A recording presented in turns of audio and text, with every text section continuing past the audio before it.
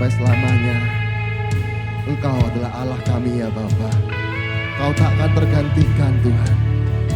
Kami bersyukur Tuhan karena kami mempunyai Tuhan yang luar biasa seperti-Mu Yesus. Dan biarkanlah apapun yang kami ucapkan merupakan ucapan syukur bagi-Mu. Amin.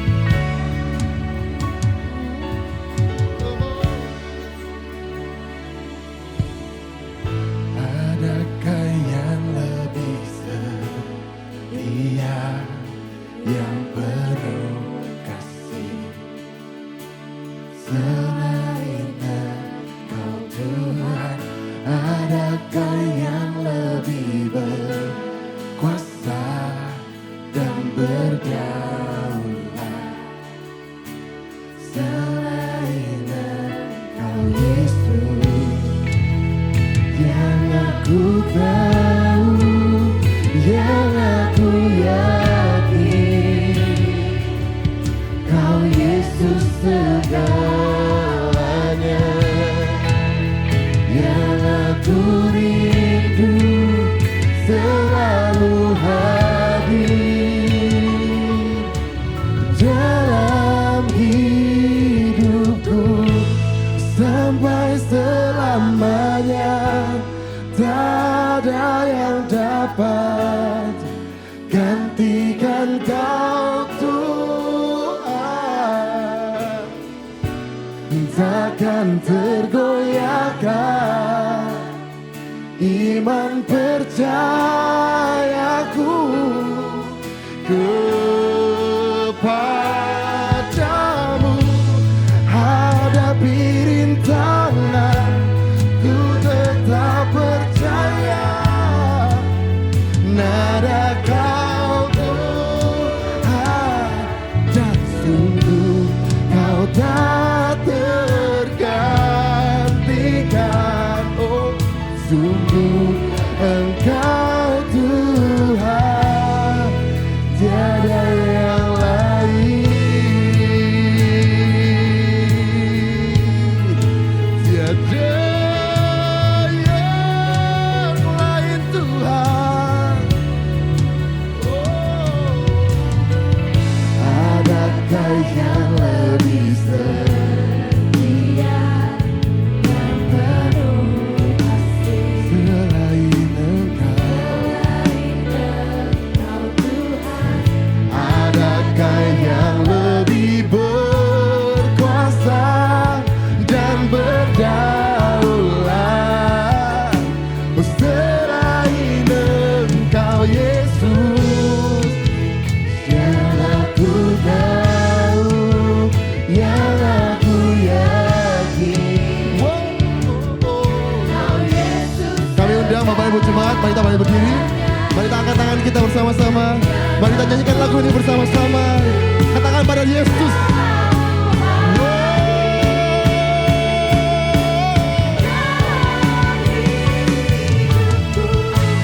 Sampai selamanya, tak ada yang dapat gantikan. Takkan tergoyahkan, tergoyahkan iman. Oh,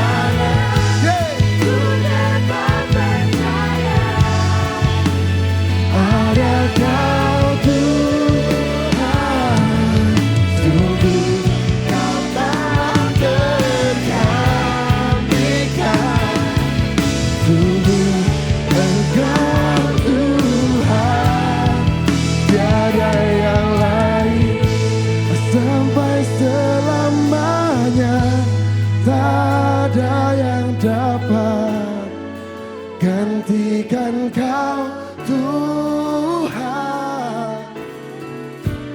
takkan tergoyah. Katakan dengan iman, iman percayaku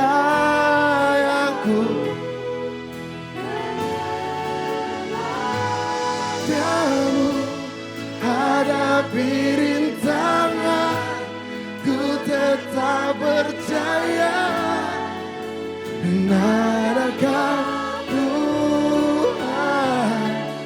Sungguh Kau tak sungguh Kau tak sungguh Kau tak tergantikan, sungguh Engkau Tuhan. Apa? Tiada yang lain. Oh Jesus, tiada yang lain. Ya Bapak, terima kasih Tuhan untuk satu minggu ini Tuhan. Kami bisa kembali hadir lagi di hari ini Tuhan. Itu semua karena kasih-Mu Tuhan. Kami siap, kami mau memuji-Mu lebih lagi. Kami mau melompat-lompat dan meninggikan nama Yesus Tuhan. Di dalam nama-Mu kami sudah berdoa. Amin. Mari jemaat kita bersama-sama memuji Tuhan kita. Sebab Tuhan kita adalah Allah yang dahsyat. Allah yang satu-satunya yang memiliki kehidupan bagi kita. Yes. Kau sumber kuatku. Meskipun musuh di depanku, rintangan menghadang langkahku, ku tahu sungguh Engkau bersamaku. Beribu rebah di diriku, berlaksa di sisi kananku, ku tahu janji-Mu, Engkau bersamaku. Katakan bersama, takkan pernah goyah, takkan pernah goyah keyakinanku pada diri-Mu, Yesus Tuhanku. Tiada yang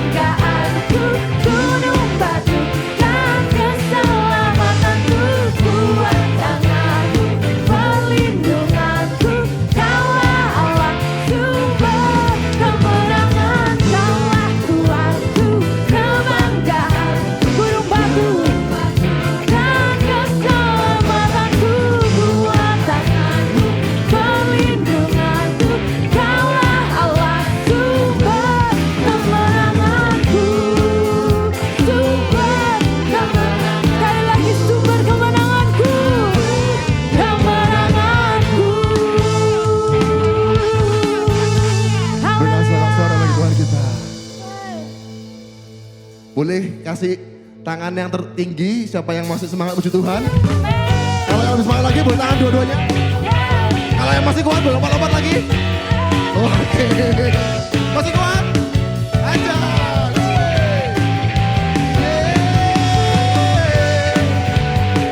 Mari kita serukan namanya sampai akhir nafas kita. Karena nama hadiah adalah nama segala nama. Tuhanku maha besar, Tuhanku maha kuasa. When I first got diagnosed with this condition, the doctor told me that there's no medication and there's no known cure.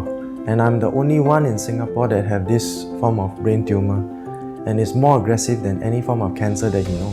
I think many people would choose to just stop and call it a day because the tumor is growing and growing quite rapidly. But if we don't do the business, how are we going to feed the kids? And if nobody is providing the food, they will literally starve to death. And that is the condition of the kids in the mission field. So what I shared with Judith is, as long as I still have breath in me and strength, we will continue and we'll push on until the day I cannot get up. Then I guess that will be the end. That was already the time where the tumor grew to the size of 2 eggs. And I know my time is really limited. He always try to prepare me to be strong, to be ready. And he always say that, don't blame God if I die. Don't get angry with God. I'll see you in heaven. This is what he always prepare me. I will always tell him, okay, I'll see you in heaven. We will see each other in heaven. So I do not want to cry at home. God have compassion on me. I'm not ready to lose my husband. My daughter is not ready to lose her father. So that was it.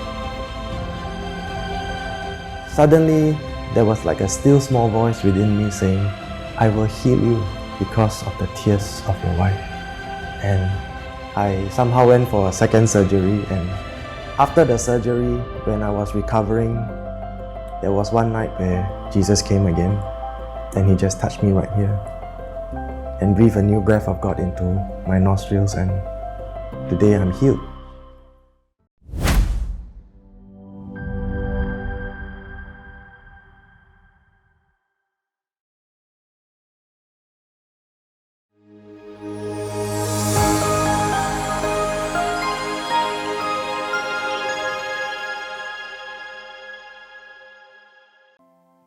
Shalom, selamat pagi semuanya. Puji Tuhan, haleluya. Mari kita sama-sama angkat suatu komitmen kita. Kita baca ayat firman Tuhan yang mendasari kita, ibadah kita pada pagi hari ini. Mari kita baca sama-sama. 1, 2, 3.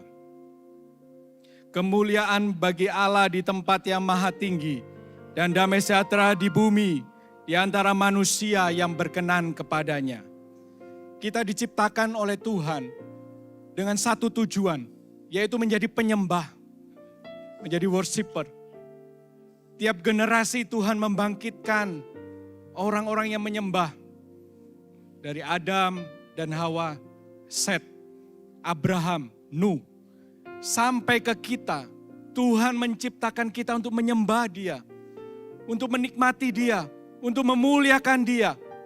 Tidak ada hidup yang lebih berarti, yang mendapat perkenan dan favor dari Tuhan, kecuali kita menyembah kepada Dia.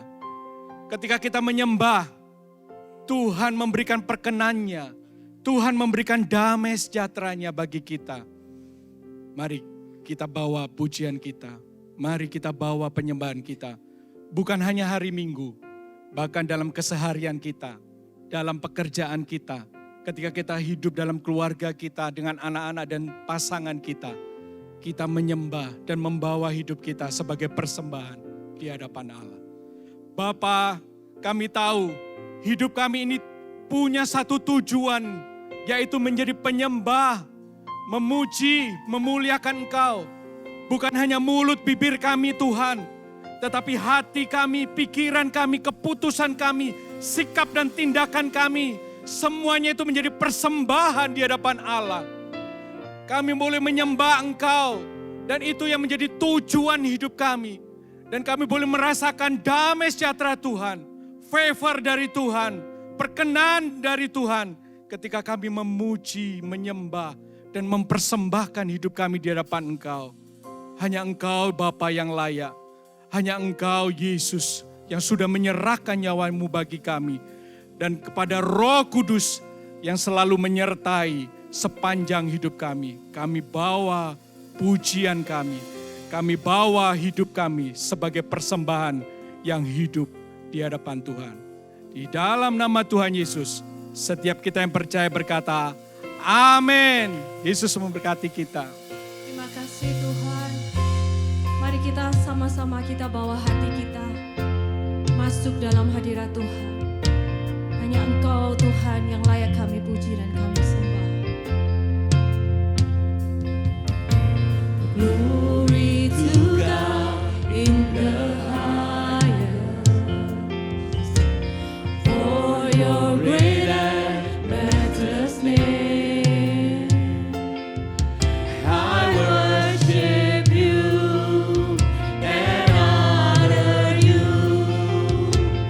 You're lifted up in this place.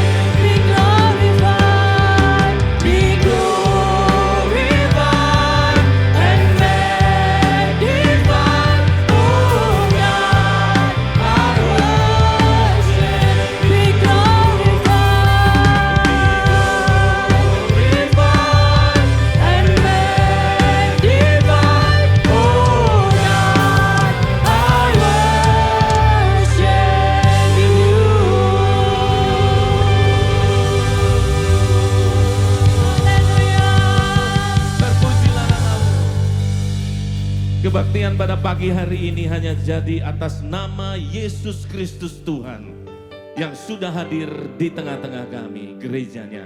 Di dalam nama Yesus, setiap yang siap memuji Tuhan berkata, amin. Berikan tepuk tangan yang terbaik dari hati kita buat Allah kita. Sentuh 3 orang kiri kanan saudara, 4 orang kiri kanan saudara. Katakan bahwa Dia Allah yang besar. Dia mengubah air menjadi anggur. Dia Allah yang besar. Haleluya. Nyanyi sama-sama. Water you turn into wine. Open the eyes of the blind. There's no one like you. Tidak ada yang sama. None like you. Menerjang into the darkness you shine. Awesome. Out of the ashes we rise. There's no one like you. None like you. Mari proklaim sama-sama. Our God is greater. Our God is greater. Our God is stronger. Got you higher than any other. Our God is healer. Amen. Awesome and power. Our God. Tepuk tangan sama-sama. Terpujilah namamu Tuhan. Engkau Allah yang besar, melampaui cara berpikir kami. Into the darkness you shine. That's awesome. Out of the ashes we rise. There's no one like you. Not like you. Mari angkat tangan sama-sama, katakan our God. Our God is greater. Yes, our God is strong. Yes, got you higher than any. Yang sakit katakan healer. Awesome and power. He is our God. Our God. Our God is greater. Our God is stronger. Got you higher than any other. Our God is healer. Awesome and power. Our God. Our God. Berikan tepuk tangan buat Dia Allah yang baik. Haleluya.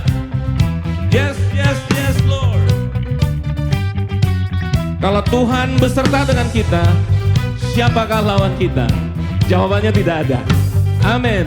And if our God for us, and if our God is for us, then who could ever stop us? And if our God is with us, then what can stand against? And if our God is for us, then who could ever stop us? And if our God is with us, then what can stand against? There's nothing that what can stand against. No, no, no, what can stand against? Hallelujah, what can stand against? Mari angkat tangan sama-sama. Our God is greater. Our God is greater. Our God is stronger. Got you are higher than any other. He is healer and He's awesome and power. His name is Jesus. Our God is greater. Yeah, stronger. Got you higher than any other. Our God is healer. Awesome and power. Our God. Our God. If our God. And if our God is for us, then who could ever stop us? And if our God is with us, then what can stand again? And if our God is for us, then who could ever stop us? And if our God is with us, then what can stand again? There's nothing. What can stand again? No one. What can stand again? There is no power. Then what can stand again? Berikan tepuk tangan yang meriah buat Allah kita. Haleluya. Terpujilah namamu Tuhan. Tetap semangat memuji Tuhan. Siap melompat untuk Tuhan. Haleluya. Amin. Yang punya kaki lompat sama-sama. Di rumah Hanya Tuhan. kuasamu Tuhan. Memuliakan nama Tuhan. Come on.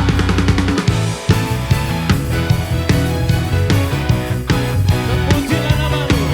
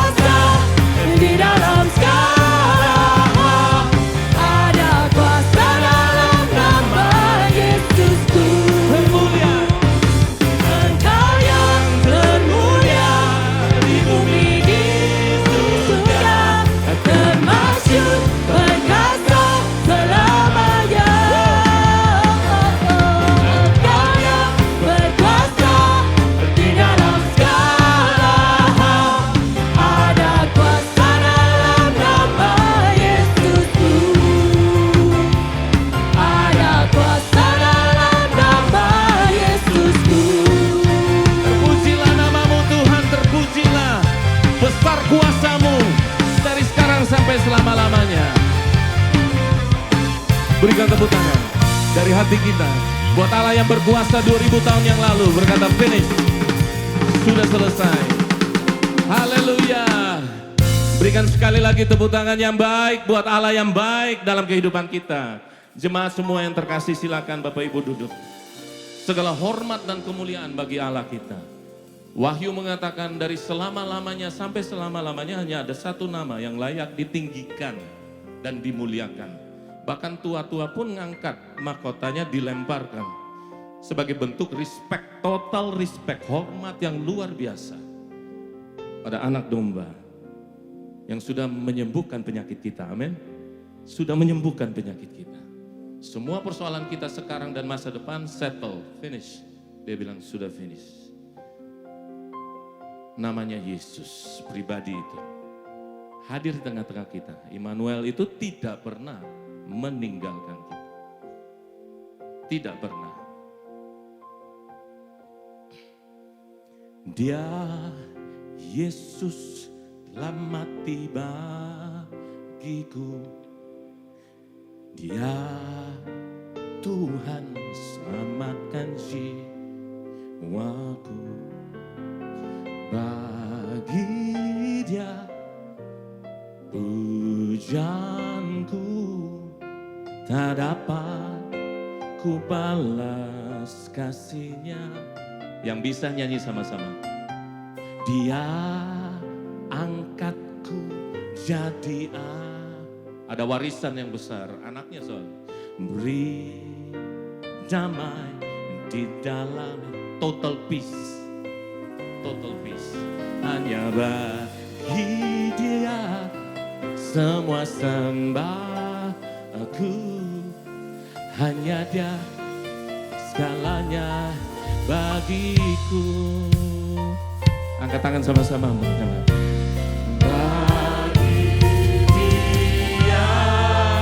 Segala pujian, hormat serta syukur kekal selamanya. Wow, segala pujian, hormat serta syukur selama-lamanya. Berikan tepuk tangan yang baik buat Allah yang baik di tengah-tengah kita. Haleluya, bangkit berdiri sama-sama. Mari kita nyanyikan dari hati kita, lupakan yang lain, sungguh lupakan yang lain. Katakan Dia Yesus dari mulutmu. Dia Yesus telah mati bagiku. Amin. Dia Tuhan selamatkan. Amin, amin ya saudara ya, amin. Hanya bagi Dia semua pujianku.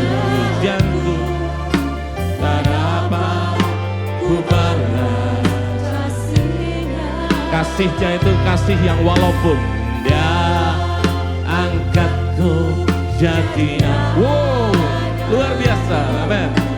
Dan beri damai di dalam hidupku, hanya bagi Dia. Oh, mari sembah Dia sama-sama. Dia hadir di tengah-tengah kita.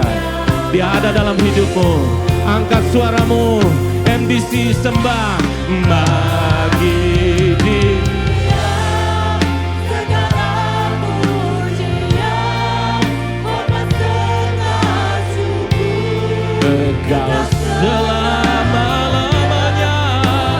Hanya bagi Yesus segala pujian, hormat serta syukur selama-lamanya. Bagi Dia, angkat tangan saudara, haleluya.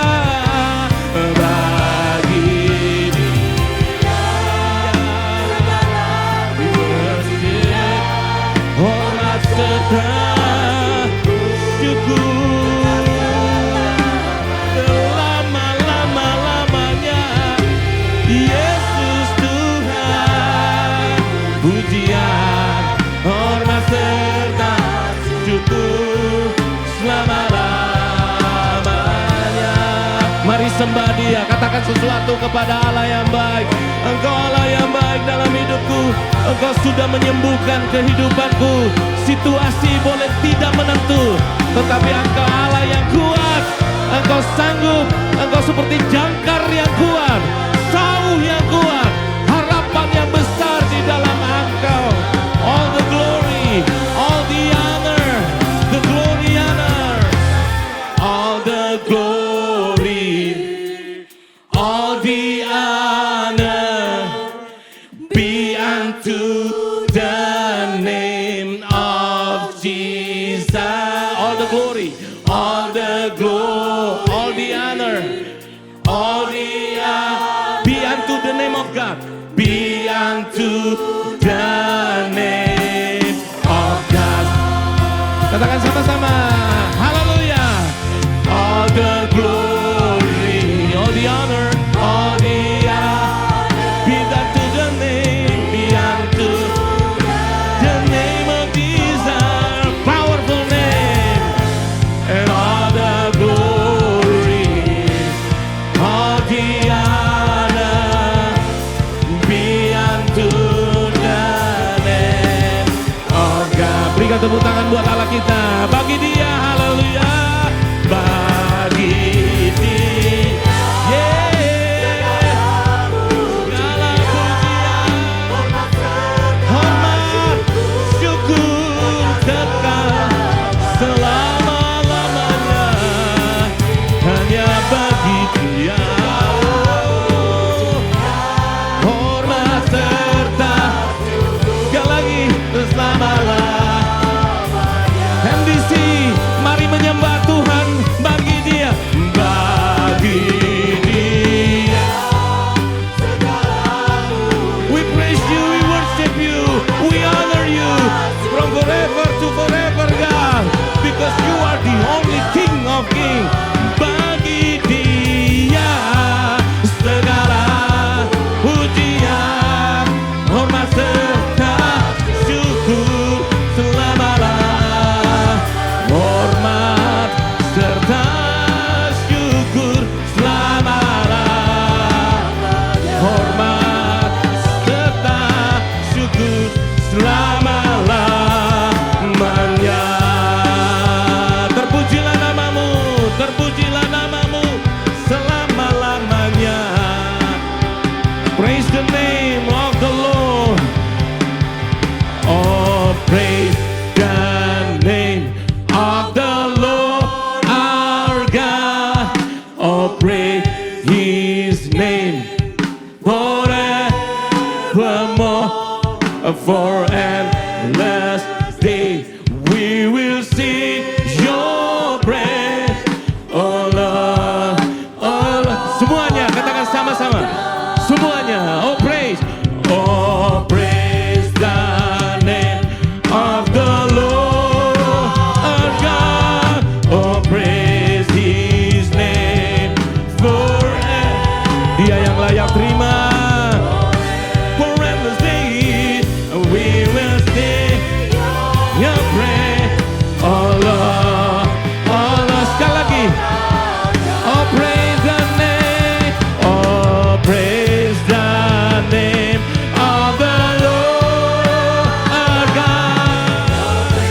Praise Him, praise you Lord forevermore. For endless day we will sing your praise. Katakan, oh Lord, oh Lord, our God, oh Lord, oh Lord, oh Lord, our God, oh Lord, oh Lord, our God.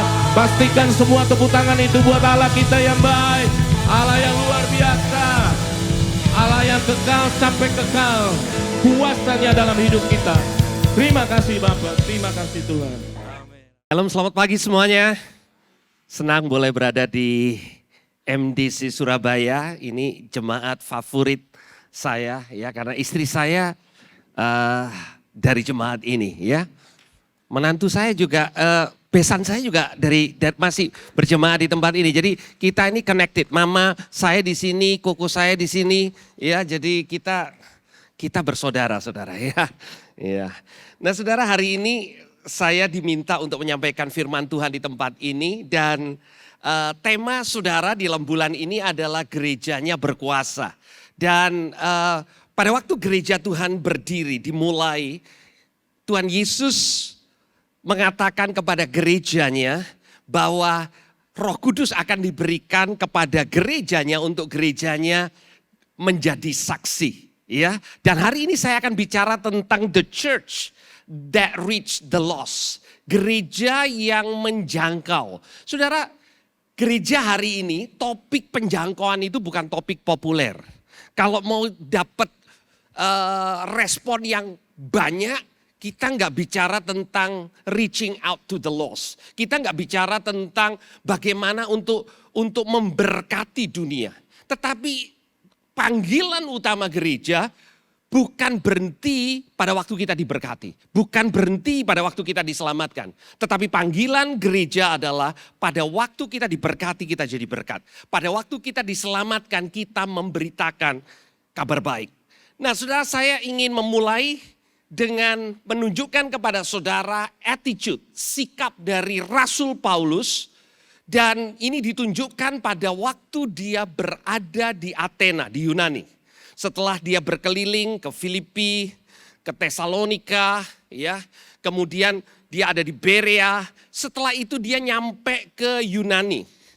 Dan pada waktu dia berjalan-jalan di kota Athena, dia melihat bahwa di kota itu banyak orang yang sungguh-sungguh mau tahu tentang sesuatu yang sifatnya spiritual, tapi mereka tidak mengenal apa yang mereka cari. Dan kemudian karena Rasul Paulus ini mulai berkhotbah di sinagog, kemudian banyak orang yang mulai tahu bahwa ada seorang yang terpelajar, yang cukup pintar, dan mulai berkhotbah tentang kebangkitan orang mati. Jadi dia diundang untuk datang ke Areopagus. Di sana dia mulai menjelaskan tentang apa yang dipercayai. Dan Rasul Paulus selalu mencari kesamaan sekalipun kelihatannya tidak ada kesamaan antara Yesus yang dia sembah dengan penyembahan berhala di Athena. Tetapi ini yang dia katakan, saudara. Dia katakan begini, di Kisah Para Rasul 17 ayat yang ke-23. Sebab ketika aku berjalan-jalan di kotamu dan melihat-lihat barang-barang pujaanmu, aku menjumpai juga sebuah mezbah dengan tulisan kepada Allah yang tidak dikenal. Apa yang kamu sembah tanpa mengenalnya, itulah yang kuberitakan kepada kamu.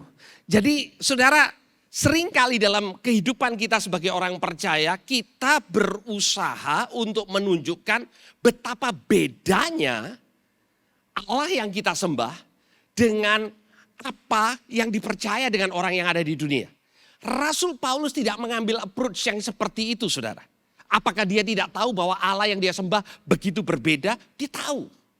Tetapi dia selalu menciptakan koneksi. Dan kemudian dia melanjutkan. Dia katakan begini, dari satu orang saja, ia, Allah, telah menjadikan semua bangsa dan umat manusia untuk mendiami seluruh muka bumi. Dan ia telah menentukan musim-musim bagi mereka dan batas-batas kediaman mereka. Perhatikan ayat 27. Ini ayat kuncinya, dikatakan, supaya mereka mencari dia dan mudah-mudahan menjamah dan menemukan dia, walaupun ia tidak jauh dari kita masing-masing. Saya ingin kita fokus kepada pernyataan Paulus, kalimat yang terakhir yang dia katakan, ia tidak jauh dari kita masing-masing. Ia tidak jauh dari kita masing-masing. Saudara, ada dua macam pandangan orang percaya. Rata-rata di gereja. Pada waktu saudara taat beribadah, saudara katakan begini, saya dekat dengan Tuhan. Kemudian ada satu golongan lagi yang mungkin hari-hari ini agak malas beribadah, malas baca firman, malas berdoa. Yang golongan seperti itu yang mengatakan saya jauh dari Tuhan. Dan cara pandang gereja kepada orang yang di luar sana adalah mereka sungguh-sungguh jauh dari Tuhan. Jadi ada yang dekat sama Tuhan, ada yang gak terlalu dekat dengan Tuhan, ada yang sungguh-sungguh jauh dari Tuhan. Kalau Tuhan ini ada di mimbar sini saudara, maka dunia ada di ujung sana saudara. Dan amanat agung bagi banyak orang percaya adalah membawa orang yang jauh dari sana kepada Tuhan yang di sini. Dengan kata lain, sebagai orang percaya, yang kita percayai adalah kita yang dekat sama Tuhan harus jadi jembatan, kita harus ke sana. Karena mereka begitu jauh dari Tuhan untuk membawa mereka kepada Tuhan. Karena Tuhan di sini, teman saya yang begitu berdosa di sana. Rasul Paulus mengatakan kepada penyembah berhala, kalau ada penyembah berhala yang core, idol worshiper itu ada di Athena, saudara. Dan ini yang dia katakan, dan ini bukan basa-basi saudara, dia katakan begini, ia tidak jauh dari kita masing-masing. Dengan kata lain Rasul Paulus mengatakan, Tuhan yang aku sembah itu dekat dengan aku, tetapi aku ingin kasih tahu sama kalian semua, Tuhan yang aku sembah itu dekat dengan kamu. Saudara mungkin mengatakan, what's the big deal? Apa pentingnya untuk kita melihat bahwa Tuhan itu dekat dengan orang yang terhilang? Sangat penting saudara. Betapa sering kita merasa bahwa tugas seorang percaya itu begitu sulit. Mengapa? Karena kita yang punya tugas untuk membawa orang yang jauh dari Tuhan, terus kemudian kita tarik tambah lama, tambah dekat, tambah lama. Berapa di antara kita punya pemikiran gitu? Sekarang kira-kira 10 kilo, nanti jadi 5 kilo, nanti jadi 200 meter. Dengan kata lain, Roh Kudus membantu saudara, saudara jadi orang yang paling penting untuk membawa seseorang datang kepada Yesus. No.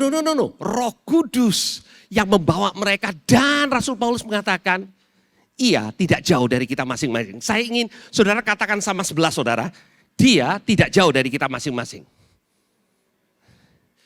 Berarti dia juga tidak jauh dengan orang yang saudara katakan paling menentang Allah, dia juga dekat dengan orang itu.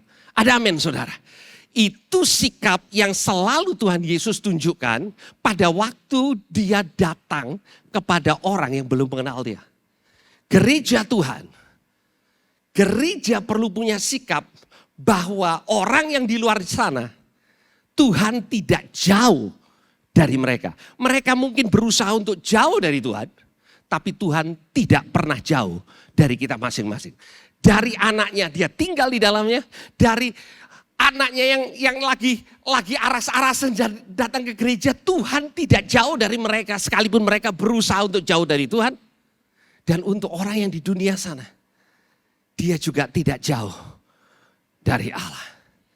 Nah saudara, saya ingin membagikan satu cerita yang saya percaya setiap saudara pernah membaca, mendengar cerita tentang perempuan Samaria. Cerita tentang perempuan Samaria ditemukan di Yohanes pasal yang keempat. Dan sebelum Yohanes pasal yang keempat adalah Yohanes pasal yang ketiga. Saudara katakan, saya tahu.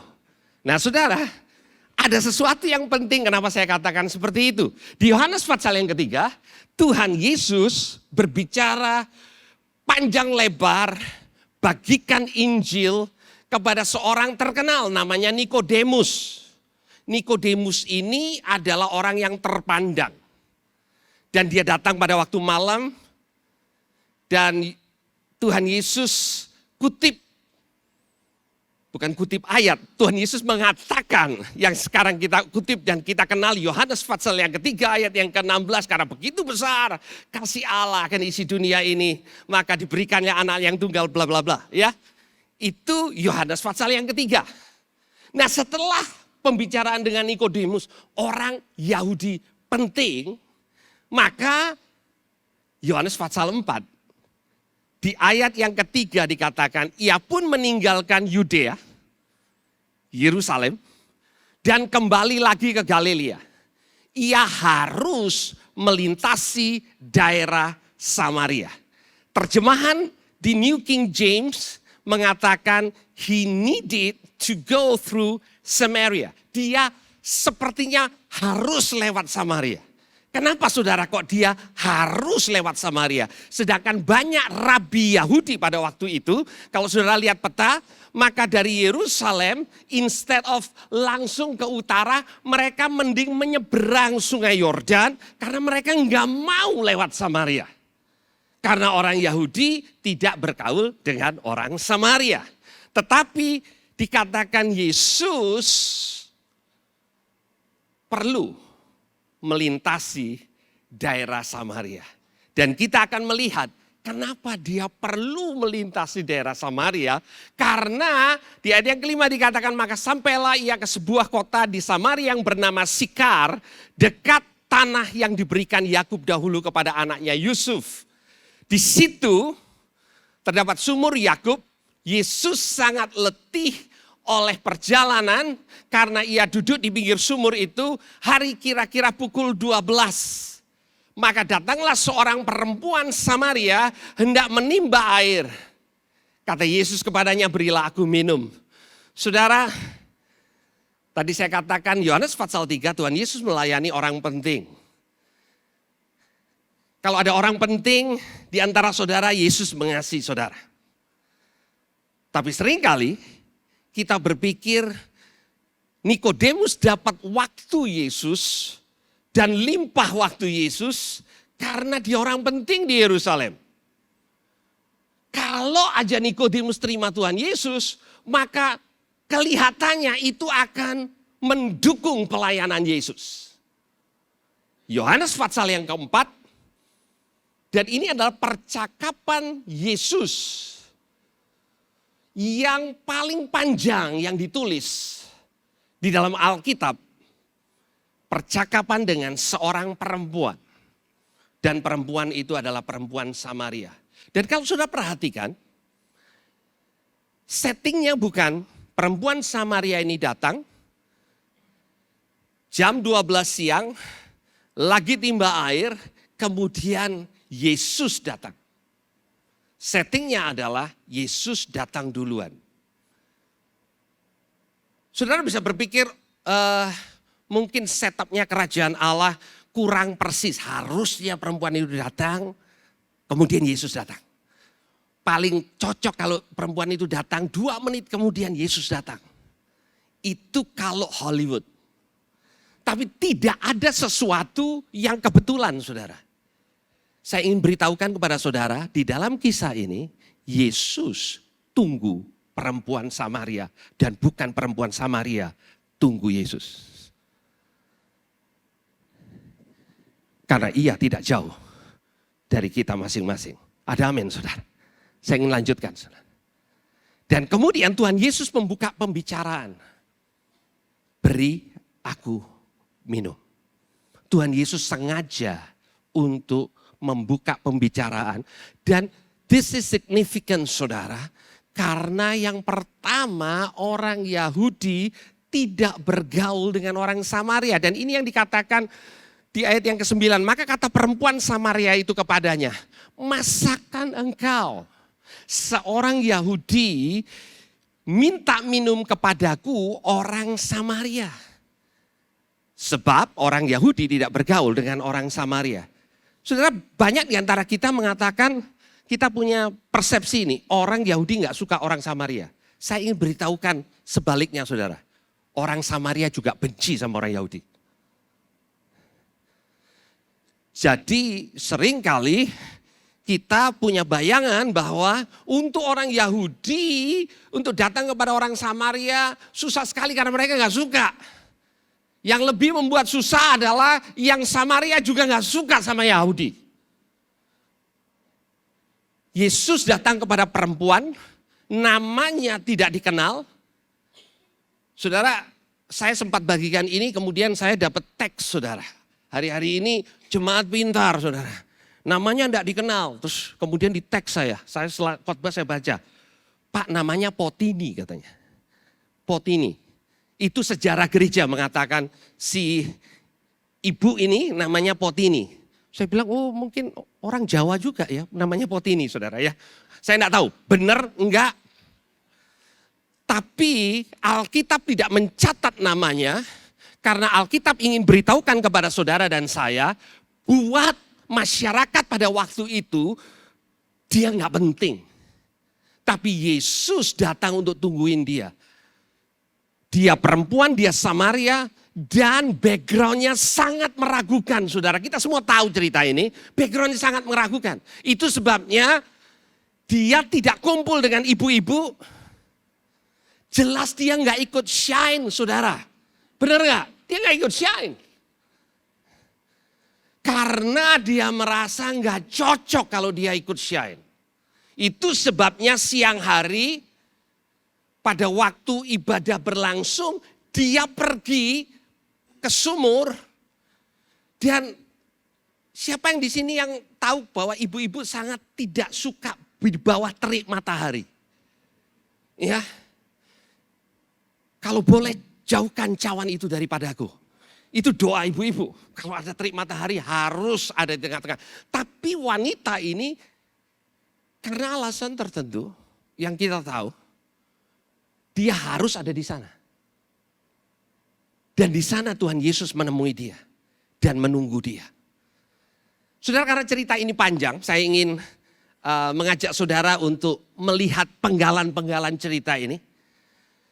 Di ayat 10 dikatakan, jawab Yesus kepadanya, jikalau engkau tahu tentang karunia Allah dan siapa dia yang berkata kepadamu beri aku minum, niscaya engkau telah meminta kepadanya dan ia telah memberikan kepadamu air hidup.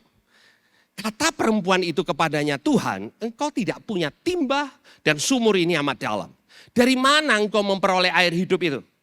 Adakah engkau lebih besar daripada bapak kami Yakub yang memberikan sumur itu kepada kami dan yang telah minum sendiri dari dalamnya, ia serta anak-anaknya dan ternaknya? Jawab Yesus kepadanya, barang siapa minum air ini, ia tidak akan haus lagi. Tetapi barang siapa minum air yang akan kuberikan kepadanya, ia tidak akan haus untuk selama-lamanya.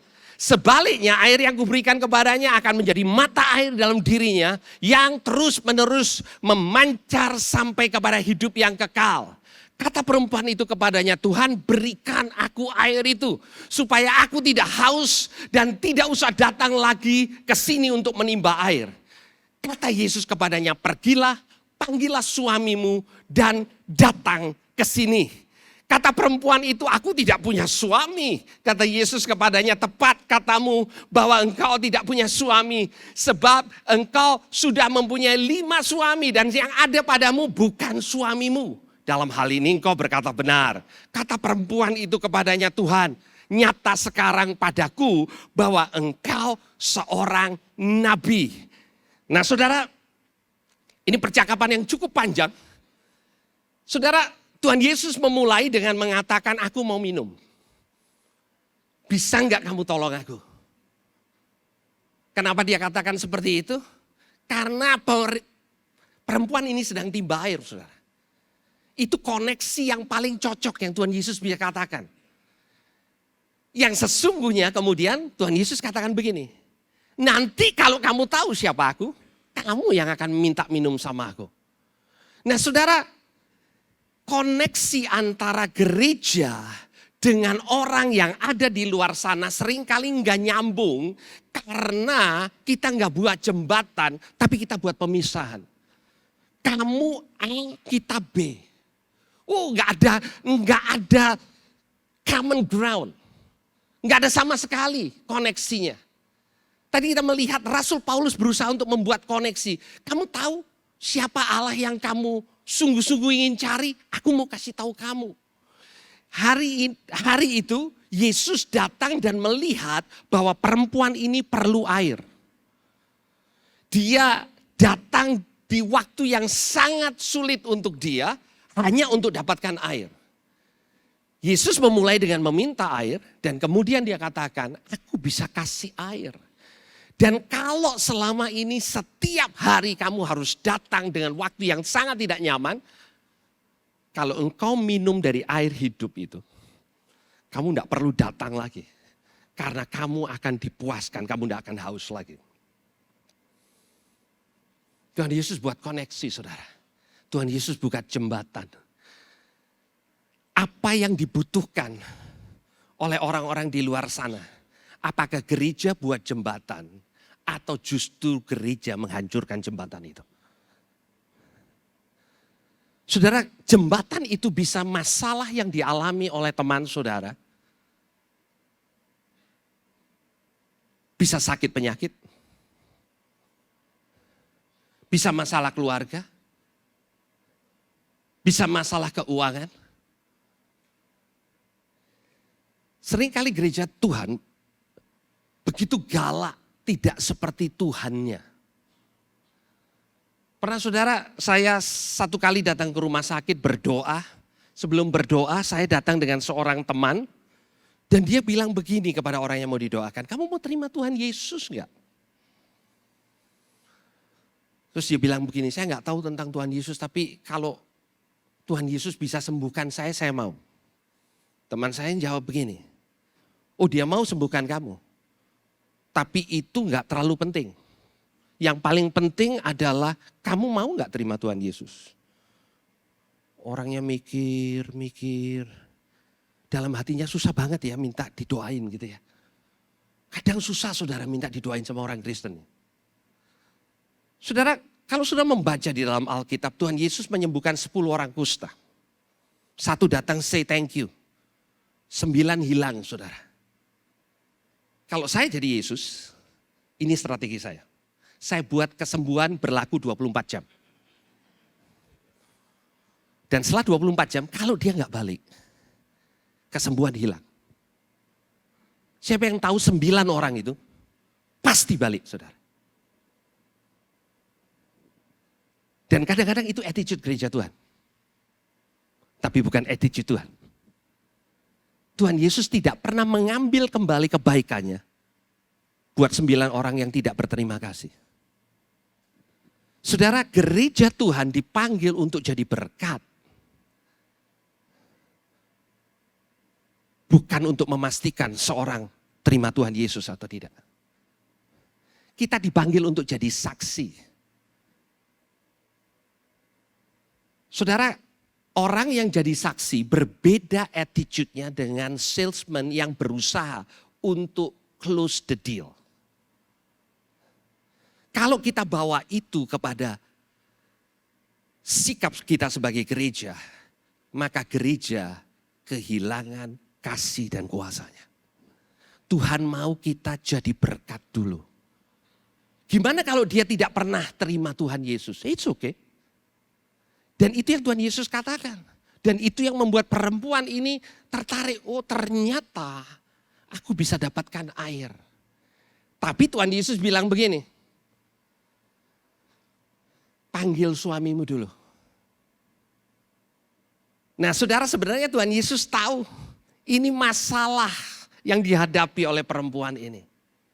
Karena selama ini dia bukan hanya haus tentang air, dia haus akan kasih.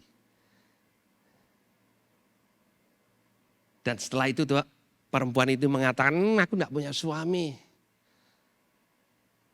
Tuhan Yesus mulai masuk di dalam keadaan yang sesungguhnya.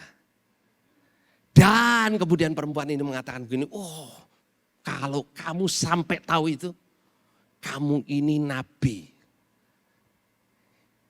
Ini stage berikutnya saudara, belum berhenti saudara.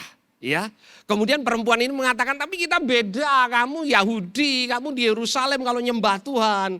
Kita di Gunung Gerizim, jadi kita nggak sama.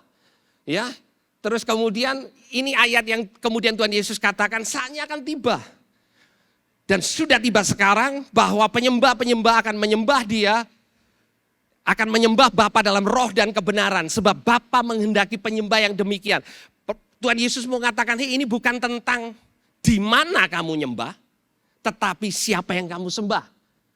Nah perempuan ini pintar saudara, dia katakan begini, oke nanti kalau Mesias datang, aku tahu bahwa Mesias akan datang, yang disebut Kristus apabila ia datang, ia akan memberikan segala sesuatu kepada kami. Dengan kata lain, Oke, kita nggak ngerti nanti kira-kira gimana. Tapi kalau Mesias datang karena orang Samaria percaya Mesias, orang Samaria percaya kelima kitab Taurat, itu aja yang mereka percaya dan perjanjian lama. Dan dia katakan begini, nanti kalau dia datang, dia yang akan kasih tahu. Kata Yesus kepadanya, akulah dia yang sedang berkata-kata dengan engkau. Nah saudara, perjumpaan ini mengubah perempuan berdosa ini. Dan di ayat yang ke-28 dikatakan, maka perempuan itu meninggalkan tempayannya lalu pergi ke kota. Perhatikan baik-baik, perempuan ini datang ke sumur itu dengan tempayannya, panas-panas karena dia butuh air. Pada waktu dia mengalami perjumpaan dengan Tuhan, maka dia tinggalkan apa yang tadi dia pikir berharga karena dia menemukan apa yang lebih berharga. Tapi Tuhan Yesus tidak pernah mengatakan bahwa air yang kau cari itu enggak penting. Gereja Tuhan buat orang yang ada di luar sana, sebelum dia mengatakan Yesus yang saudara dan saya anggap paling penting, bagi mereka keadaan ekonominya paling penting.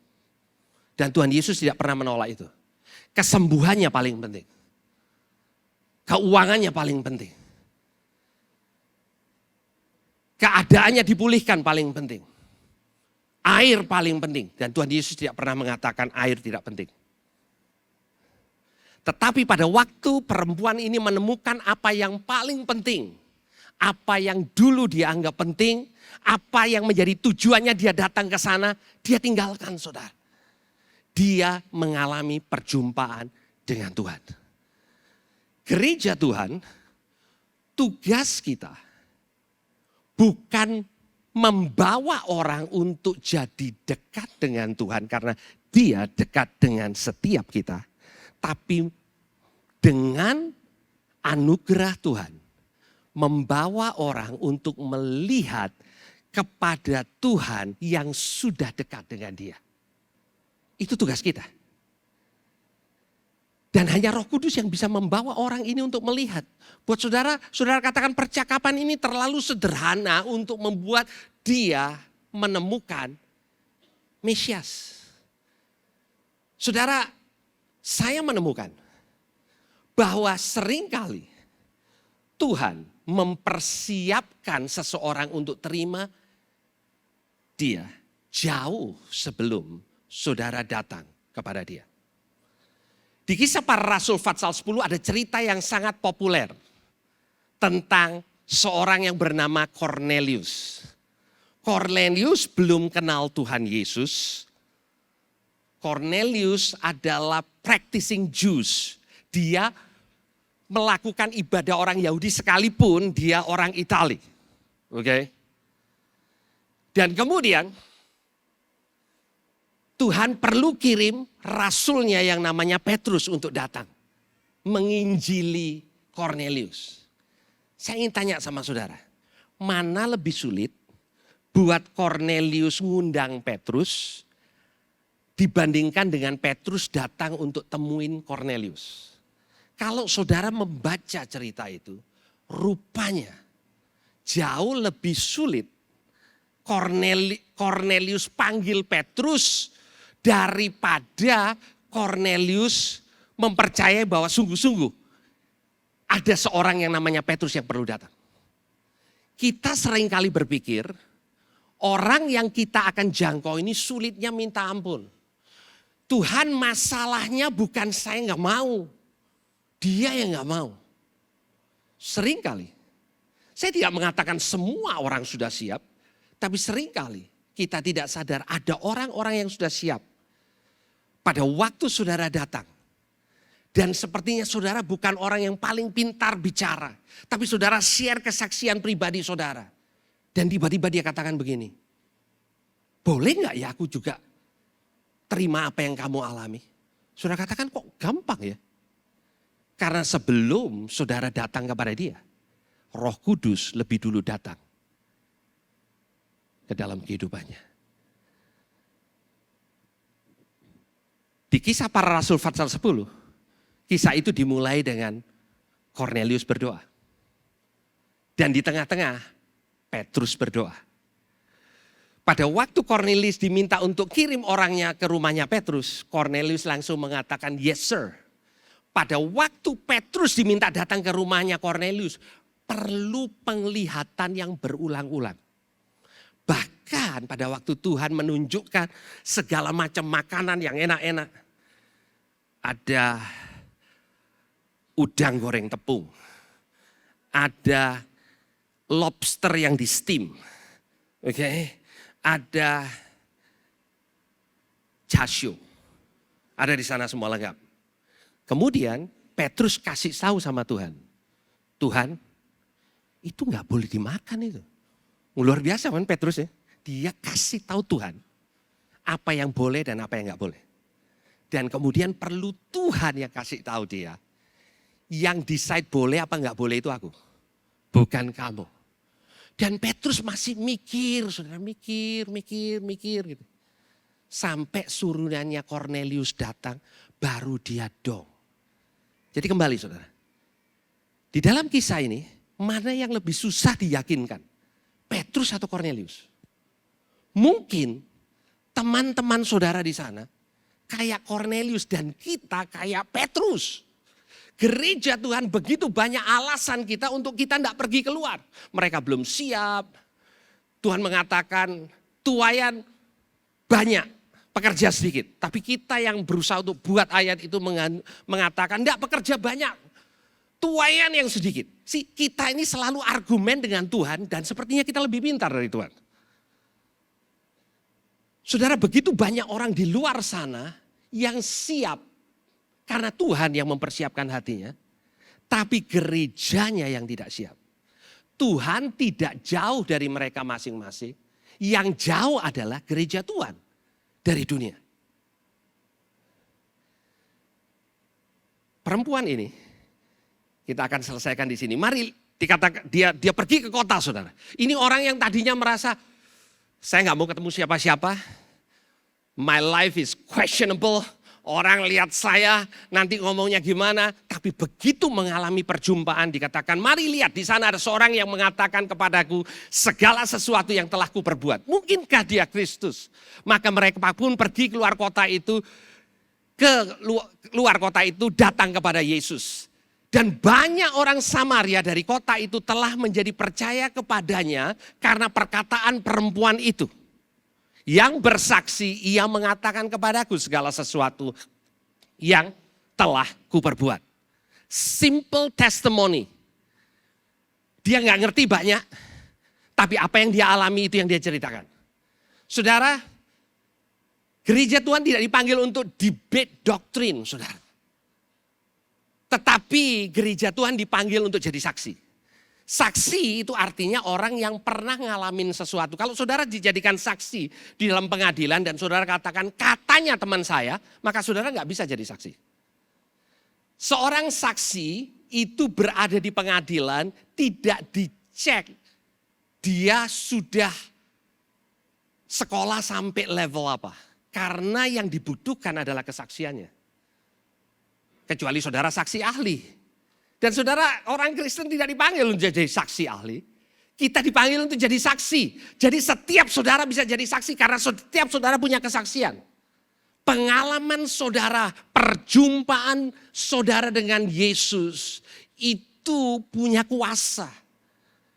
Dan seringkali gereja Tuhan tidak pakai kuasanya dan kita cuman bersaksi kalau kumpul sama-sama. Enggak ada yang salah dengan itu. Tapi kita perlu jadi efektif di luar sana, bukan hanya di dalam sini. Ada amin, saudara. Ketika orang Samaria itu sampai kepada Yesus, mereka meminta kepadanya supaya ia tinggal pada mereka dan ia pun tinggal di sana 2 hari lamanya. Dan lebih banyak lagi orang yang menjadi percaya karena perkataannya.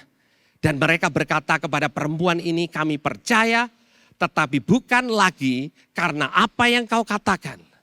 Sebab kami sendiri telah mendengar dia dan kami tahu, perhatikan baik-baik, bahwa dialah benar-benar juru selamat dunia. Kata juru selamat dunia keluar pertama kali di dalam kitab Injil di Samaria, bukan di Yudea, bukan di Galilea. Di tempat yang very unlikely. Kadang kita sudah punya mindset, oh kalau dia enggak akan lah, terlalu jauh.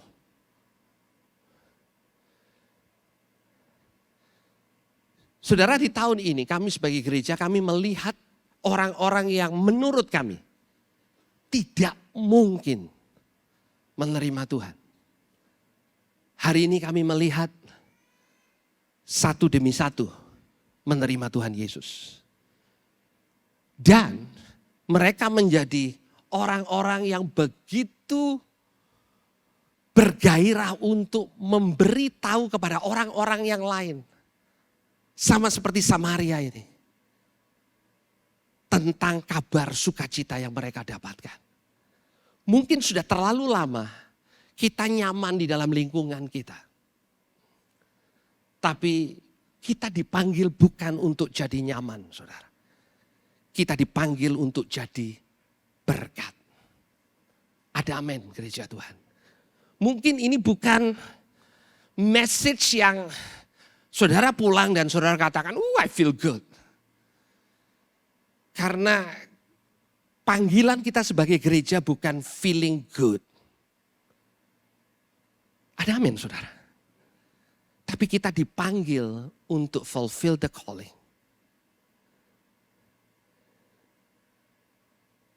Hari-hari ini kita melihat bahwa gereja Tuhan sangat efektif di dalam mengajak orang yang sudah bergereja untuk datang ke gereja lain yang fasilitasnya lebih bagus, pengkhotbahnya lebih keren, semuanya lebih oke. Tapi gereja Tuhan sesungguhnya dipanggil untuk menjadi berkat buat orang yang di luar sana. Dan memberitahukan kepada mereka bahwa Allah tidak jauh dari kita masing-masing. Mari kita berdoa. Kami mengucap syukur untuk pagi hari ini. Tuhan, kami dipanggil untuk jadi berkat. Bukan hanya di dalam lingkungan di mana kami boleh berkumpul bersama-sama. Engkau dikenal sebagai sahabat orang berdosa. Engkau tidak bahkan dikenal sebagai sahabat orang percaya, sekalipun kau sahabat kami.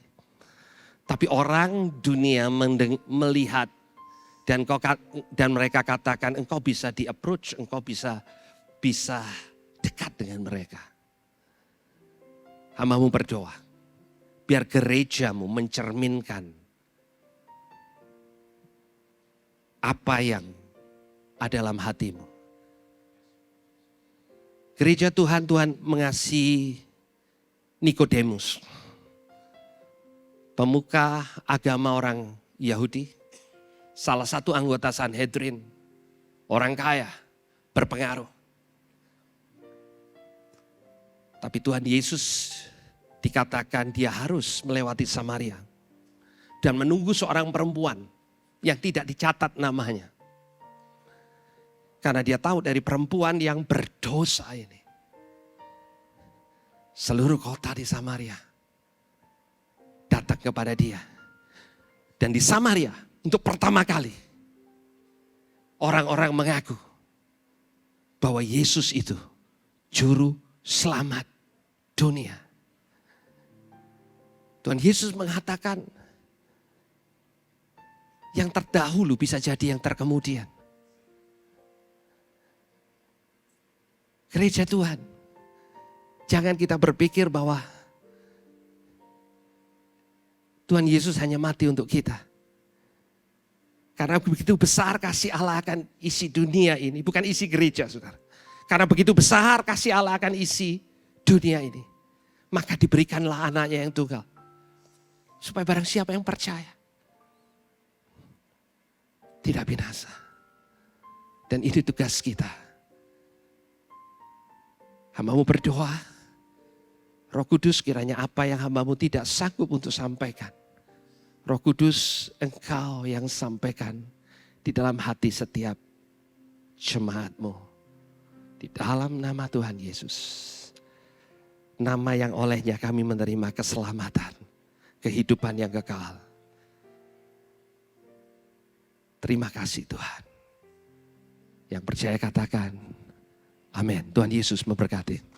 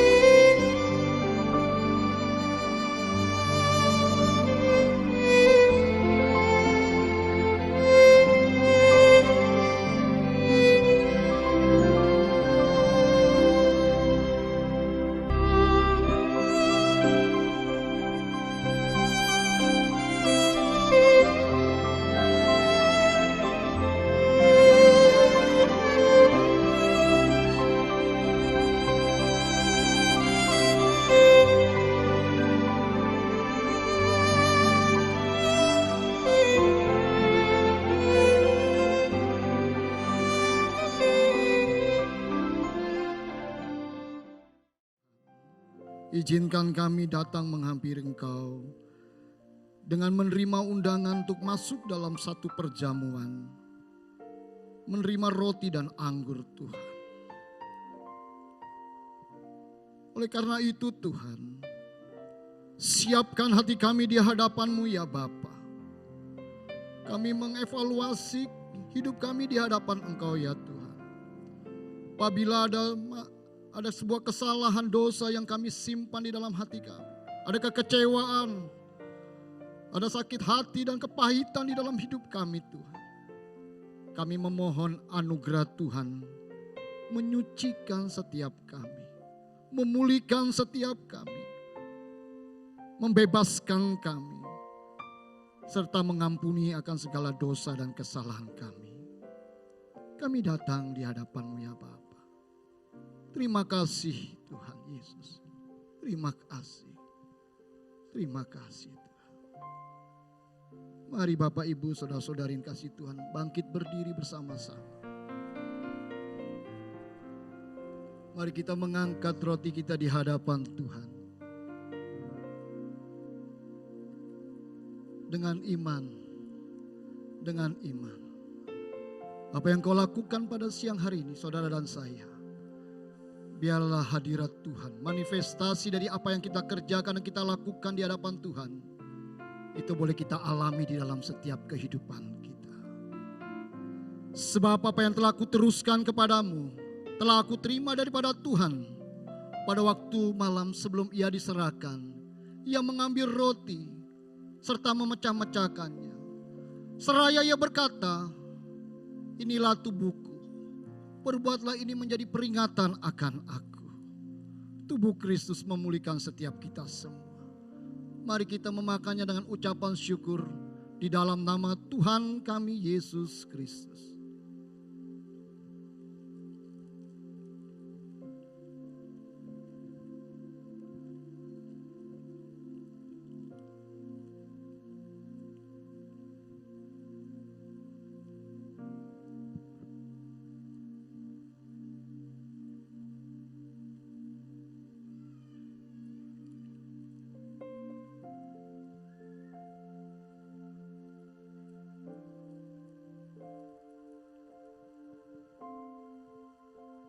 Mari kita mengangkat cawan di hadapan Tuhan. Setelah makan ia mengambil cawan. Seraya berkata, inilah darahku, darah perjanjian baru yang dimateraikan oleh darahku. Perbuatlah ini pada waktu kamu meminumnya. Kita mengingat akan kematian Kristus di atas kayu salib. Darah Kristus memulihkan setiap kita semua. Mari kita meminumnya dengan ucapan syukur. Di dalam nama Tuhan kami Yesus Kristus.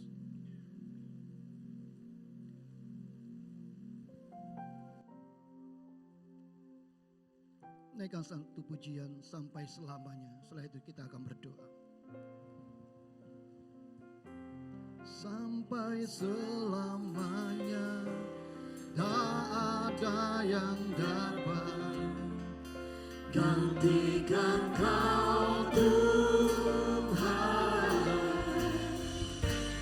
Takkan tergoyahkan iman percayaku kepadamu. Hadapi rintangan, ku tetap percaya ada Kau Tuhan. Sungguh Kau tak tergantikan, sungguh Engkau Tuhan. Sampai selama-lamanya, sampai selamanya, tak ada yang dapat gantikan Kau Tuhan. Takkan tergoyahkan iman percayaku kepadamu.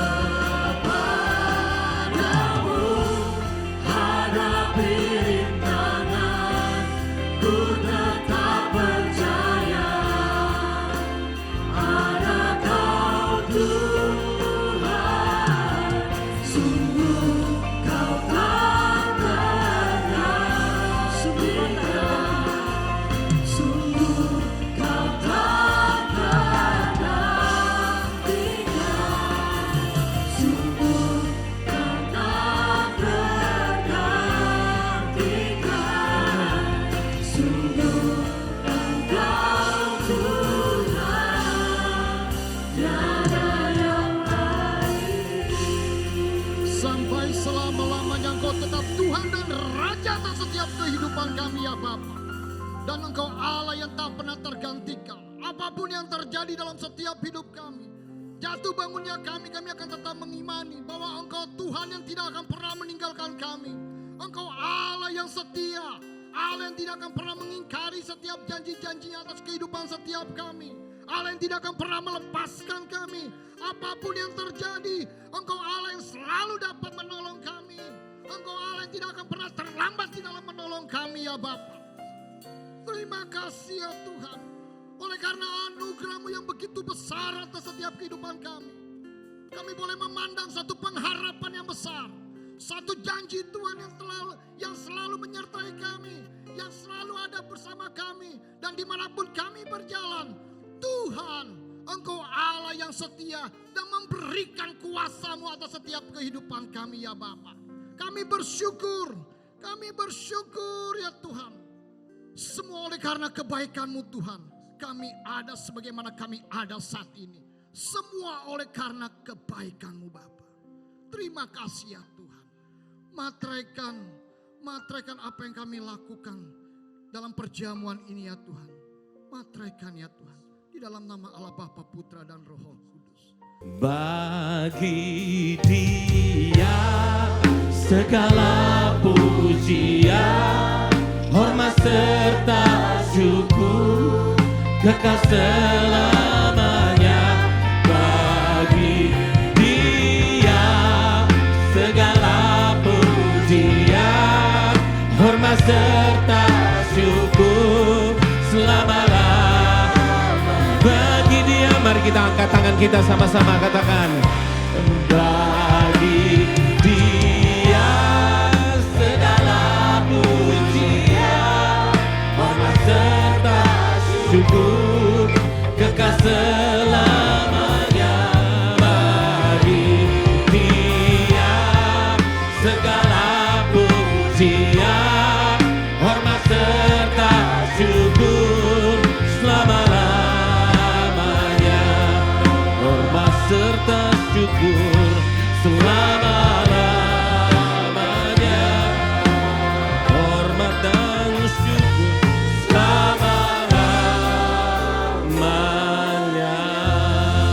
Mari kita berikan tepuk tangan, pujian, pengagungan bagi nama Yesus Kristus. Kami bersyukur Tuhan pada pagi hari ini kami boleh mengalami Tuhan sendiri. Bukan lagi apa kata orang dalam kehidupan kami. Tapi kami tahu bahwa Tuhan mendatangi kami. Tuhan dekat kepada kami. Dan kami mempercayai bahwa Tuhan yang dekat itu adalah Tuhan yang bersama-sama dengan kami. Dan biarlah Tuhan pada saat firman tadi dikatakan Tuhan. Kami tahu Tuhan mengkoreksi kami satu-satu. Supaya kami tidak memandang orang lain itu mungkin sebagai lawan kami. Sebagai orang yang jauh dari Tuhan. Tapi mereka adalah biji mata Tuhan. Yang bersama-sama dengan kami Tuhan. Dan pada saat jemaat keluar dari tempat ini, temuilah orang-orang itu. Perkenalkanlah Kristus kepada mereka. Yang Kristus dekat dengan mereka. Terima kasih Tuhan buat pagi hari ini Tuhan. Kami bersyukur untuk semuanya. Biarlah kami juga mengalami Tuhan itu di dalam kehidupan kami hari demi hari. Berkati Pak Beni Kusno yang sudah memberkati kami. Berkati gereja yang dia gembalakan Tuhan. Dan otoritas ilahi yang sudah peroleh daripadamu Tuhan. Itu dia boleh kerjakan dan sampai di mana Tuhan mengatakan bahwa dia adalah hamba yang setia. Tuhan kami bersyukur pada pagi hari ini jemaat Tuhan, mari kita angkat tangan kita, tanda kita menyerahkan diri kita kepada. Biarlah berkat daripada Allah Bapa, di dalam cinta daripada Yesus Kristus, di dalam kuat kuasa Roh Kudus, menyertai engkau. Menyertai kehidupanmu, keluargamu, pekerjaanmu.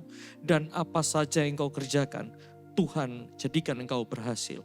Atas nama Tuhan Yesus Kristus, Tuhan dan Juru Selamat kami berdoa. Amin, amin. Selamat hari Minggu, Tuhan Yesus memberkati.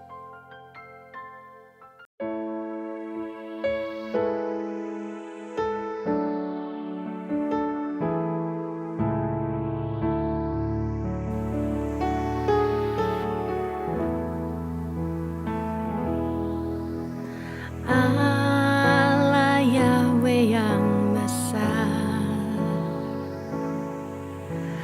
aku kagum akan kasih-Mu.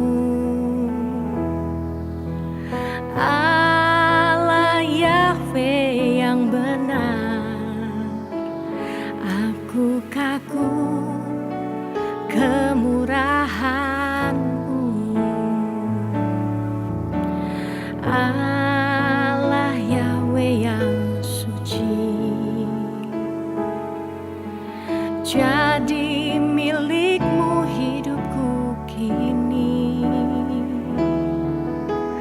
Allah Yahweh maha tinggi, pakailah hidupku saat ini. Kau angkat aku dari kebinasaan, Kau tebus aku dari kesia-siaan. Harga diri Kau berikan, tujuan hidup Kau tunjukkan. Ku kagum, ya ku sangat kagum.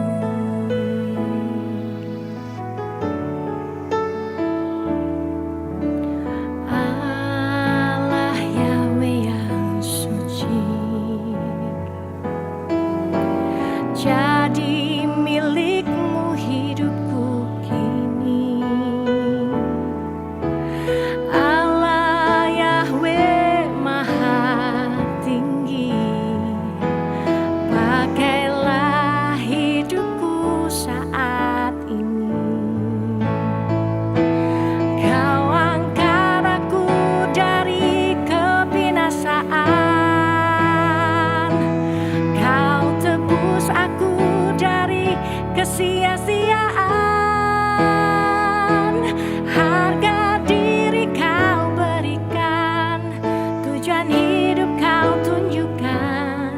Ku kagum, ya ku sangat kagum. Kau angkat aku dari kebinasaan, Kau tebus aku dari kesia-siaan.